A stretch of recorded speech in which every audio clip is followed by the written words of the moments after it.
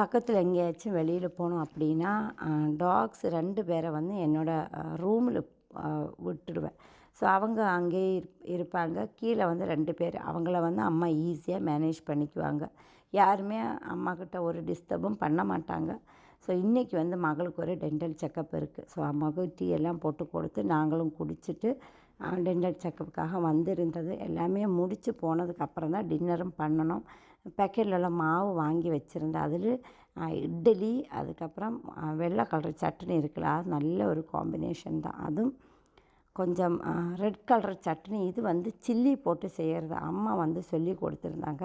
So அதுவும் செஞ்சு சூப்பரான டின்னர் தான். எனக்கு ரொம்பவே பிடிச்சிருந்தது. ஒரு பேக்கெட் மாவில் பார்த்துட்டிங்கன்னா 20 இட்லி கிடச்சிது.